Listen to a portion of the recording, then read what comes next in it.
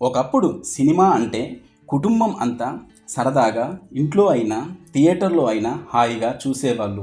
వినసొంపుగా ఉండే మాటలు కానీ పాటలు కానీ వింటూ ఎంజాయ్ చేసేవాళ్ళు. అప్పటి సినిమాలు వినోదంతో పాటు కొంత విజ్ఞానాన్ని కూడా పంచేవిగా ఉండేవి.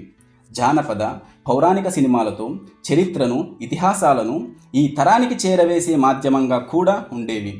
దేవుడి రూపం ఎలా ఉంటుందో తెలియని మనకి బహుశా దేవుడు అంటే ఇలానే ఉంటాడేమో అనుకునేలా సినిమాలో తమ నటనతో హౌరా అనిపించేలా నటించిన కథానాయకులు, వాళ్ళ నుంచి నటనను పిండిన మన దర్శకులు. అప్పటి సినిమాలు ఒక కళాఖండాలు.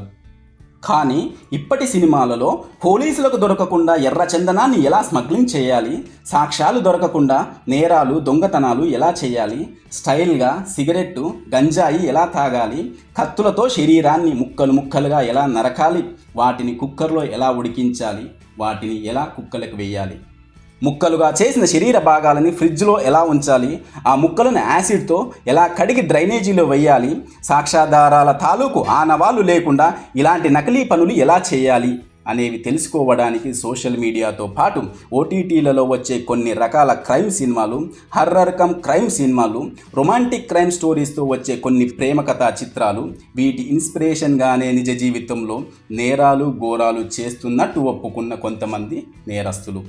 ఎంతో గొప్ప గొప్ప దర్శకులు ఉన్న సినిమా ఇండస్ట్రీలో కొంతమంది ఇలాంటి సినిమాలు తీసే దర్శకులు మాత్రం శంకరాభరణం, స్వాతిముత్యం, సాగర సంగమం లాంటి కళాఖండాలు తీయకపోయినా పర్లేదు, కానీ నేరాలు ఘోరాలు చేసేలా ప్రోత్సహించే సినిమాలు మాత్రం తీసి సమాజం మీదికి వదలకండి. 2022 మే 18న దేశవ్యాప్తంగా సంచలనం రేపిన కేసు శ్రద్ధా వాకర్ను గొంతు కోసి 35 ముక్కలుగా చేసి ఫ్రిడ్జ్లో ఉంచిన కేసులో అరెస్ట్ అయిన అఫ్దద్ పూనావాలా కూడా సినిమాలనే అనుసరించాడు.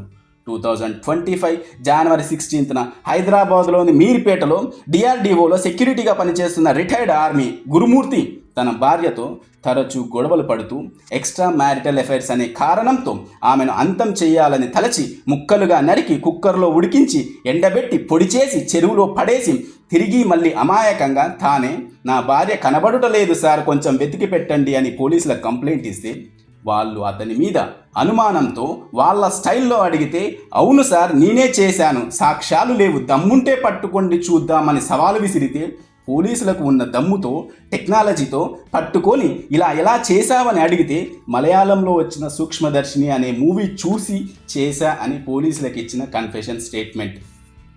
2024 మార్చ్ 31న international journal of Indian psychology ఇచ్చిన రిపోర్టు ప్రకారం 2017 నుంచి 2022 మధ్య వచ్చిన 25 స్టడీల ఆధారంగా ఓటీటీలలో వచ్చే సినిమాల వల్లనే సమాజంలో నేరాలు, లైంగిక హింస పెరుగుతున్నది అని పేర్కొంది. అందుకే ఇప్పటికైనా ప్రభుత్వాలు సెన్సార్ మీద ఇంకొంచెం దృష్టి పెట్టాలని సమాజం కోరుకుంటుంది. ఇలా సినిమాలు చూసి నేరాలు చేసినోళ్ళు సినిమా చివరిలో నేరస్తులు దొరుకుతారు అనే చిన్న లాజిక్ని ఎలా మిస్ అవుతున్నారు ఈ నిజమైన నేరస్తులు? ఈ వీడియో పైన మీ అభిప్రాయాన్ని కామెంట్ చేయండి. నచ్చితే లైక్ చేయండి, సబ్స్క్రైబ్ చేసి మరింత ఎక్కువ మందికి చేరుకునేలా షేర్ చేయండి. Thank you.